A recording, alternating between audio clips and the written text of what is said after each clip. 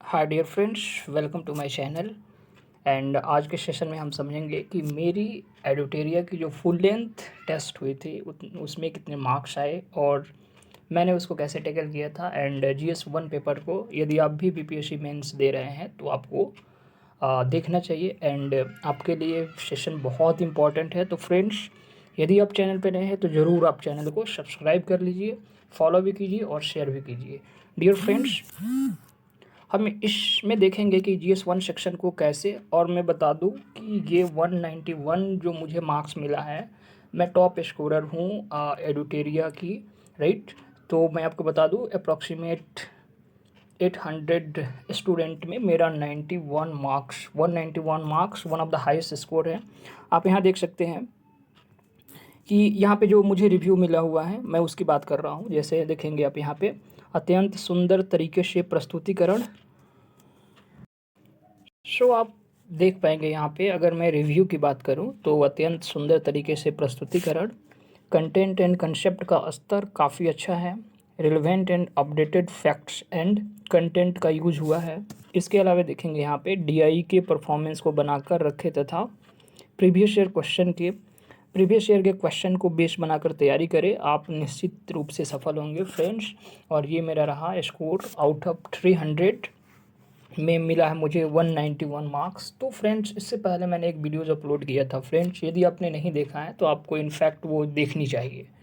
Friends, means ये कि आपको कैसे GS1 को पेपर को सॉल्व करना है, मैंने उसमें बता रखा है कि DI कैसे करेंगे, फिर 38 मार्क्स क्वेश्चन को कैसे करेंगे। तो उन सब बातों पे हमने पहले बात किया है और थोड़ी सी बातें हम इस सेशन में भी कर लेते हैं, राइट। आप यहाँ पे देख पाएंगे हम एक एक क्वेश्चन का इसमें एनालाइज करेंगे और समझने का इसको प्रयास करेंगे। तो फ्रेंड्स, जैसे आप यहाँ पे देख पाएंगे पहला क्वेश्चन है नेहरू के धर्मनिरपेक्षता संबंधी विचारों की वर्तमान प्रासंगिकता को बताए। ठीक है, तो मैंने यहाँ पे इंट्रो दिया, नेहरू जी के धर्मनिरपेक्षता संबंधी विचार आज भी प्रासंगिक है। नेहरू जी भारत को एक धर्मनिरपेक्ष राष्ट्र के रूप में स्थापित करने में महत्वपूर्ण भूमिका निभाए थे। हालांकि यहाँ पे एक वो छूट चुका है मुझसे, ठीक है। तो इसके अलावा देखेंगे वर्तमान प्रासंगिकता क्या है। जैसे धर्मनिरपेक्षता की परिभाषा को लें तो धर्मनिरपेक्षता के कंटेक्स्ट में नेहरू जी ने क्या कहा था उसको यहाँ पे मैंने पुट किया।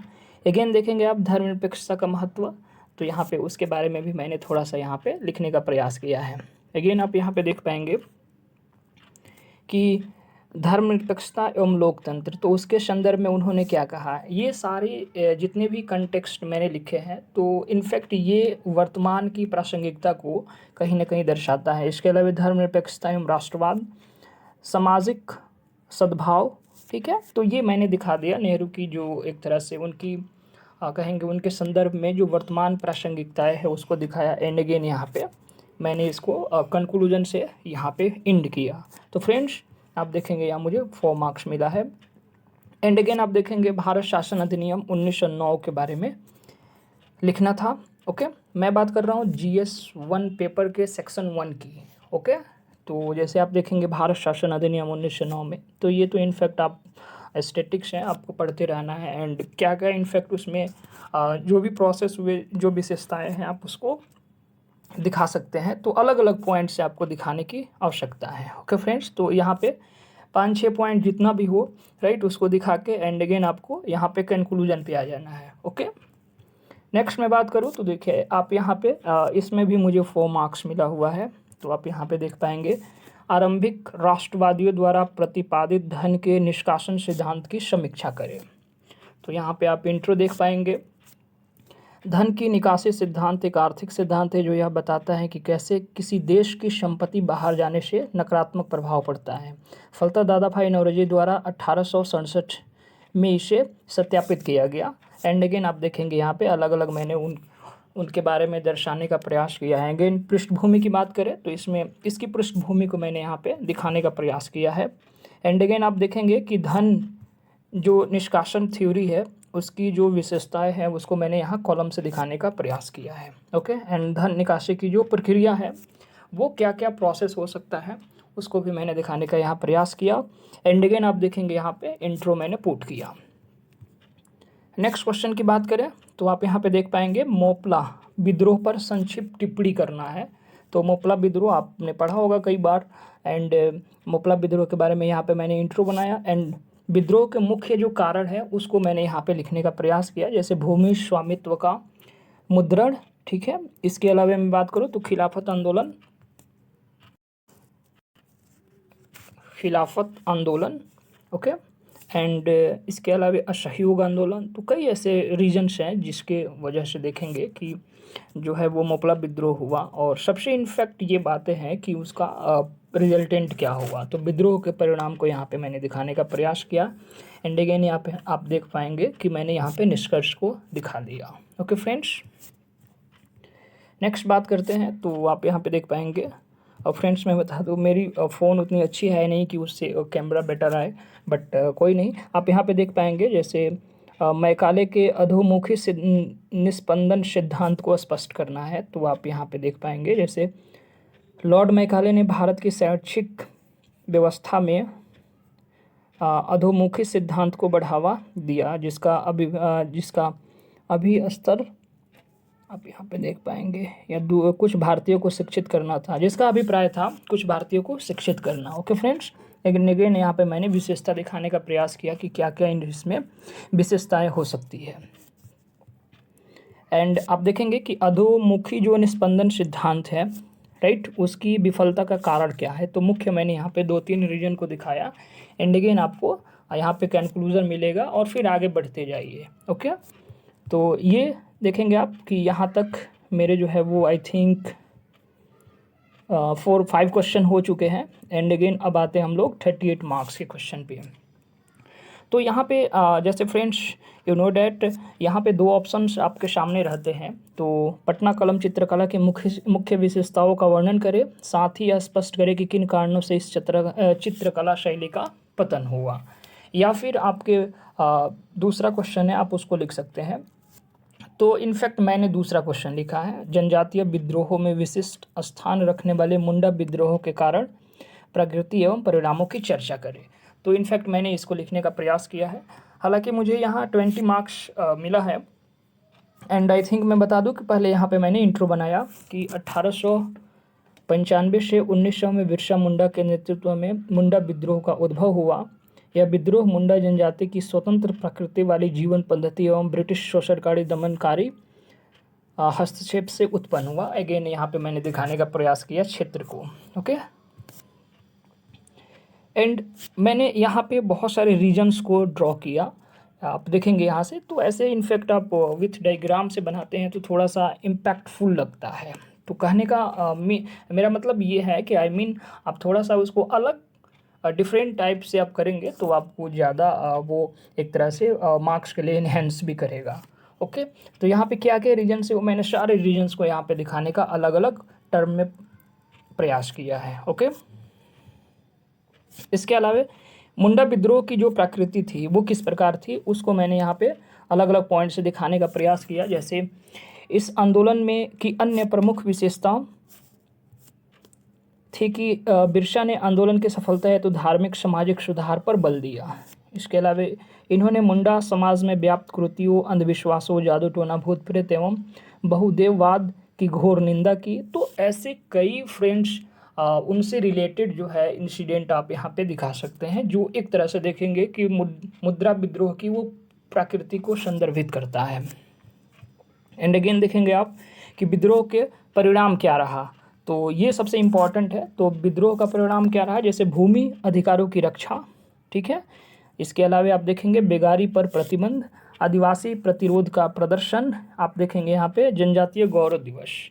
फ्रेंड्स मैं आपको बताऊं कि जब भी आप आंसर राइटिंग करें तो PYQs करें।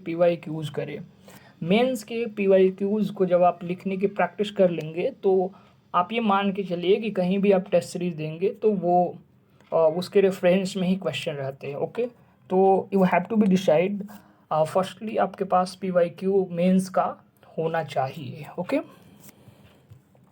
तो मैंने यहाँ पे बहुत सारे पॉइंट्स को दिखाने का प्रयास किया, एंड फाइनली यहाँ पे मैंने कंक्लूजन को दिखा दिया। ओके, तो ये 38 मार्क्स से क्वेश्चन कंप्लीट हुए। एंड अगेन मैंने यहाँ पे सेकंड 38 मार्क्स का क्वेश्चन का चयन किया। आप यहाँ पे देखेंगे, आई थिंक मैंने 1942 का भारत छोड़ो आंदोलन के शुरुआत की पृष्ठभूमि का संक्षिप्त वर्णन करें। क्या आप इस बात से सहमत हैं कि भारत छोड़ो आंदोलन एक स्वतः स्फूर्त आंदोलन था? तो बेसिकली मैंने इस पे लिखना पसंद किया, हालांकि ऑब्लिक में आपके पास एक और ऑप्शन रहेगा, तो इनफैक्ट मैंने पहला क्वेश्चन लिखा। इसको आप समझने का प्रयास करते हैं। जैसे आप देखेंगे इंट्रो में 1942 की क्रिप्स मिशन की विफलता के पश्चात भारत छोड़ो आंदोलन की शुरुआत हुई। इसे अगस्त क्रांति के नाम से जाना जाता है। भारत छोड़ो आंदोलन 1942 साम्राज्यवादी शासन के द्वारा अपनाए गए असंतोष नीतियों के खिलाफ प्रतिक्रिया थी। अगेन आंदोलन की जो मूल जो एक तरह से जो कारण है, जैसे उत्तरदायी कारण, तो उत्तरदायी कारण को यहाँ पे मैंने दिखाने का प्रयास किया। इसके अलावा क्या क्या हो सकते हैं और रीजन्स, यहाँ पे देखेंगे आर्थिक सुरक्षा हुआ, क्षेत्रीय प्रभाव हुआ, मुद्रास्फीति और कमी हुआ, और फिर यहाँ पे मैंने दिखाने का प्रयास किया कि इसकी शुरुआत कैसे हुई, आरंभ ये कहाँ से हुआ, तो इनफैक्ट आप यहाँ पे देख सकते हैं। ओके, इसके अलावा आप देखेंगे तो शुरुआती जो चरण है उसको मैंने यहाँ पे अलग अलग पॉइंट्स में दिखाने का प्रयास किया है। और अगेन आप देखेंगे यहाँ करो या मरो का जो नारा था वो महात्मा गांधी के द्वारा इसमें दिया जाता है। इसके अलावा जो प्रसार है सबसे इम्पॉर्टेंट है, इसका प्रसार कहाँ कहाँ हुआ, तो अगेन मैंने यहाँ पे आप देख पाएंगे कि मैंने यहाँ पे विद डायग्राम इसको फ्लो चार्ट में दिखाने का प्रयास किया है। ओके फ्रेंड्स, एंड आगे आप देख पाएंगे कि यहाँ पे जैसे सामाजिक सुधार के बारे में मैंने फिर अगेन यहाँ पे दिखाने का प्रयास किया है। एंड अगेन आप इम्पोर्टेंस को देख पाएंगे, जैसे क्या क्या उसके इम्पोर्टेंस महत्व रहा, तो उसको अलग अलग पॉइंट्स में यहाँ पे मैंने संदर्भित किया है। एंड अगेन आप देखेंगे कि यहाँ पे अलग अलग पॉइंट्स है। एंड स्फूर्त आंदोलन के संदर्भ में भी आपको पॉइंट्स यहाँ पे दिखाना होगा, बिकॉज क्वेश्चन में आपकी डिमांड ये है, तो मैंने इस 3-4 पॉइंट्स को यहाँ पे दिखाने का प्रयास किया है। जैसे भारत छोड़ो आंदोलन में जनता ने अपना नेतृत्व स्वयं किया, जगह जगह पर विवेकानुसार कार्यवाही की गई। वस्तुतः कहेंगे कि यह स्वतः स्फूर्त आंदोलन कहा जा सकता है। दूसरा, जनता ने सरकारी विषय संबंधी कार्यवाही की, राइट, एंड इस आधार पर इसे स्वतः स्फूर्त आंदोलन की संज्ञा दी गई है या फिर कहा गया है। यह आंदोलन गांधीवादी आंदोलन से इस रूप में भिन्न दिखाई देता है कि यहाँ नियंत्रित जन आंदोलन की पद्धति दिखाई पड़ती है, फलतः यह स्वतः स्फूर्त दिखाई देती है। एंड फाइनली यहाँ पे आप देख पाएंगे कंक्लूजन। तो फ्रेंड्स 38 मार्क्स के क्वेश्चन को आप ज़्यादा बेहतर प्रेजेंटेशन करेंगे तो आपको मार्क्स मिलेंगे। तो ये मेरा सेक्शन जो है वो फर्स्ट रहा। सेक्शन फर्स्ट में मैंने सारे क्वेश्चन को अटैम्प्ट किया था। अब यहाँ से स्टार्ट होता है section second. Okay, you got my point. And आप यहाँ पे मार्क्स को देख सकते हैं, यहाँ पे मुझे 4 मार्क्स मिला है। आयुष्मान भारत यानी कि प्रधानमंत्री जन आरोग्य योजना के संबंध में सरकार द्वारा किए गए हालिया परिवर्तन को बताएं। तो आयुष्मान भारत काफ़ी न्यूज़ में रहता है, तो आप यहाँ पे देखेंगे हाल ही में स्वास्थ्य एवं परिवहन कल्याण मंत्रालय ने आयुष्मान भारत जन आरोग्य के संबंध में कुछ आंकड़े जारी किए। फलतः इसकी शुरुआत 2018 में हुई थी। आयुष्मान कार्ड, ठीक है, या फिर स्वास्थ्य कवरेज, अस्पताल में दाखिले, क्या क्या पॉइंट्स हो सकते हैं, इनफैक्ट वो आपको यहाँ पे पुट करना है। एंड इसके अलावा आप देखेंगे कि इससे क्या क्या प्रॉफिट हो सकता है। जैसे आयुष्मान भारत PMJAY के लाभ, मतलब उस वही है, जन आरोग्य की बात की जा रही है। जैसे 5 लाख रुपए तक की बीमा राशि, देखभाल हेतु, स्वास्थ्य लाभ पैकेज में सर्जरी, चिकित्सा और डी केयर ट्रीटमेंट आदि जो है वो कम लागत पे आपको उपलब्ध कराया जाएगा। इसके अलावा लाभार्थी की बात करें, वित्तीयन क्या क्या है, एंड जो केंद्रक जो अभिकरण है उसको मैंने यहाँ पे दिखाने का प्रयास किया। अगेन यहाँ पे कंक्लूजन को फिट किया। ओके, नेक्स्ट क्वेश्चन आप देख पाएंगे यहाँ पे कि डिजिटल अरेस्ट से आप क्या समझते हैं, इससे बचाव हेतु मौजूदा कानून एवं संभावित उपायों को संक्षिप्त रूप में लिखे। यहाँ अगेन मुझे 4 मार्क्स मिला है। डिजिटल अरेस्ट का अभिप्राय क्या है, तो डिजिटल अरेस्ट का अभिप्राय है साइबर स्कैम से जो नवीन रूपों में देखा जा सकता है। जैसे फलतः वर्ष 2024 में इतना लाख, मतलब यहाँ पे देख पाएंगे कि लगभग इतना 1000 जो है वो अधिक लोग जो है इंडियन प्रभावित हुए। एंड प्रमुख इसके चुनौती को यहाँ पे मैंने अगेन दिखाने का प्रयास किया है, क्या क्या चुनौती है, राइट। एंड अगेन आप देखेंगे कि ट्रीटमेंट्स क्या होना चाहिए, इसके लिए उपाय क्या होना चाहिए, उसको मैंने यहाँ पे दिखाने का प्रयास किया है। जैसे जो सूचना प्रौद्योगिकी अधिनियम है 2000, राइट, एवं भारतीय दंड प्रक्रिया संहिता को मैंने यहाँ पे दिखाने का प्रयास किया है। एंड देखेंगे आप यहाँ पे राष्ट्रीय साइबर अपराध रिपोर्टिंग पोर्टल पर एक नागरिक केंद्रित पहल है जो लोगों को एक तरह से देखेंगे कि साइबर धोखाधड़ी की ऑनलाइन रिपोर्ट करने में सक्षम बनाएगी। या फिर 1930 जो है वो इसका पोर्टल का, साइबर पोर्टल का नंबर है। इनफैक्ट यदि आपके साथ स्कैम होता है तो आप यहाँ पे अपना रजिस्टर करा सकते हैं। तो फ्रेंड्स ये काफ़ी चर्चा में रहता है। एंड आप देख पाएंगे, जैसे इसके अलावा मैं बात करूँ तो भारतीय जो साइबर अपराध जो समन्वय केंद्र है 14C, इसके रेफरेंस में क्या कहता है उसको मैंने 2-3 पॉइंट्स यहाँ पे लिखने का प्रयास किया है। ओके, नेक्स्ट मैं बात करूँ तो आप नेक्स्ट यहाँ पे देखेंगे केंद्रीय बजट 2025-26 में बिहार हेतु कौन से विशेष प्रावधान किए गए हैं।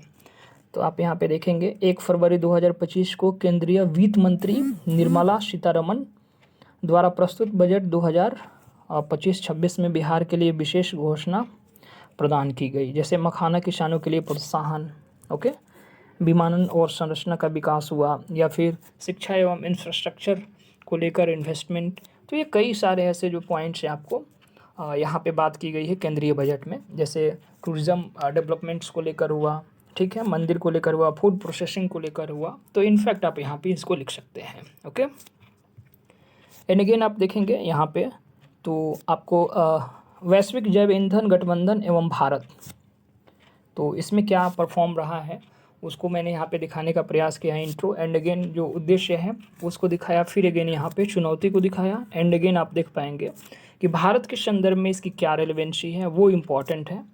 तो आप यहाँ देखेंगे अलग अलग मैंने पॉइंट से इसको दिखाने का प्रयास किया है। एंड वे फॉरवर्ड में क्या हो जाएगा आगे की राह में, तो वो मैंने यहाँ पे दिखाने का उसको भी प्रयास किया है।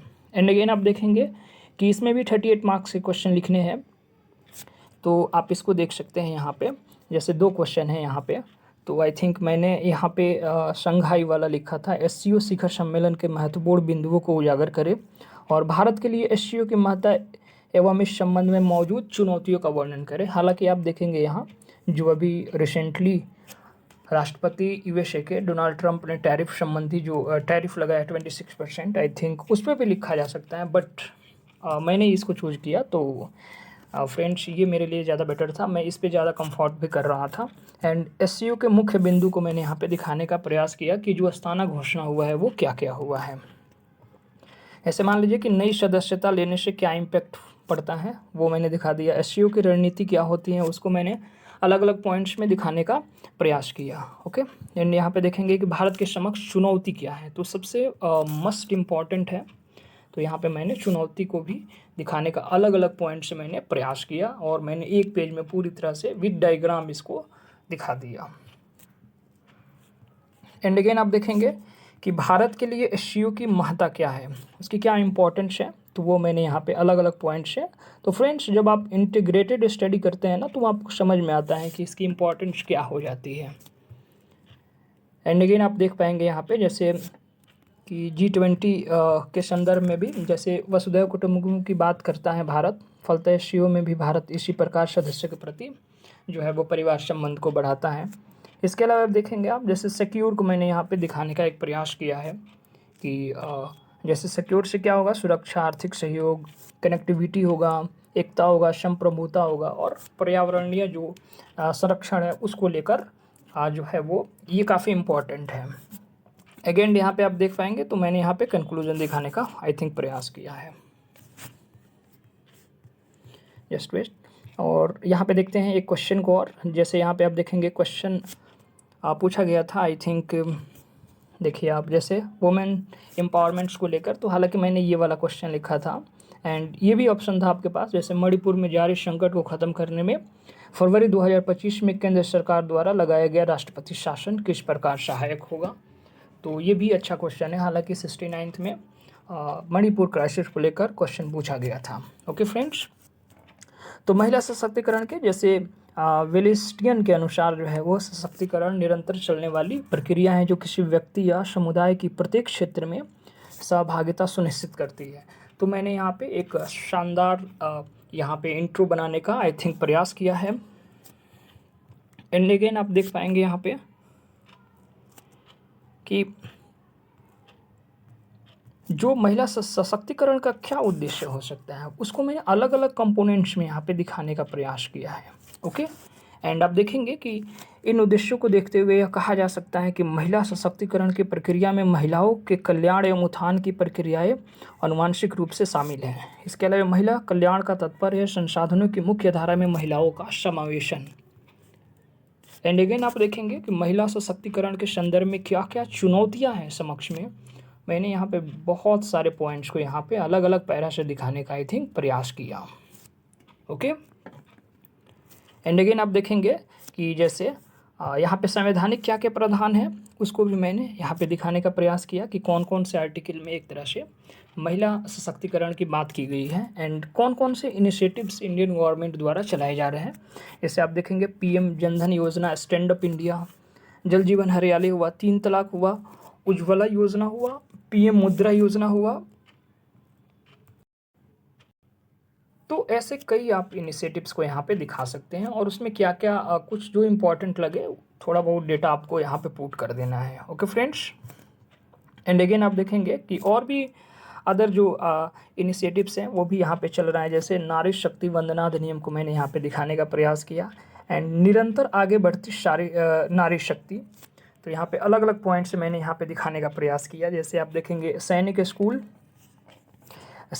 अब लड़कियों के लिए भी खुले, रक्षा सेवाओं में महिला अधिकारियों को अस्थायी कमीशन एक तरह से बनाया गया, दुनिया भर में पायलट। तो आप ऐसे कई पॉइंट्स को यहाँ पे फ्रेंड्स जो है आप संदर्भित कर सकते हैं अलग अलग पॉइंट्स में।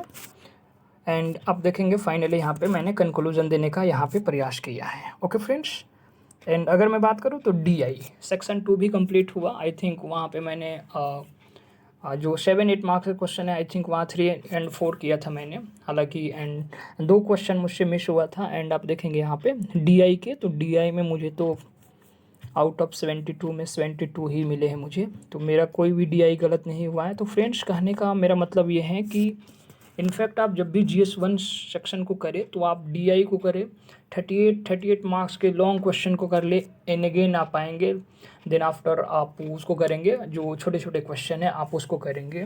बिकॉज आप देखेंगे कि छोटे क्वेश्चन करने में ज़्यादा चैलेंजेस, ज़्यादा डिफ़िकल्टी आपको फेस करना पड़ रहा है, तो ये काफ़ी इंपॉर्टेंट हो जाता है। एंड गाइस DI के लिए सबसे बेस्ट सॉल्यूशन है आप कैलकुलेशन को फास्ट कीजिए एंड प्रीवियस ईयर के क्वेश्चन को आप ज़्यादा से ज़्यादा लगाइए। ओके फ्रेंड्स, इस कॉपी को मैं ऑलरेडी पहले जो मेरा कॉपी एवेल्युएशन नहीं हुआ था मैंने डाला है आपको, आप देख सकते हैं वहाँ डिस्क्रिप्शन बॉक्स में मेरा टेलीग्राम लिंक है, वहाँ पे आप देख सकते हैं। एंड इसको भी, ये जो कॉपी मेरी चेक हुई है मैं उसको वहाँ पे फिर से अगेन अपलोड कर देता हूँ ताकि और भी क्लैरिटी हो जाए। ओके फ्रेंड्स, तो चैनल को जाते जाते सब्सक्राइब, लाइक और शेयर ज़रूर करें। Thank you.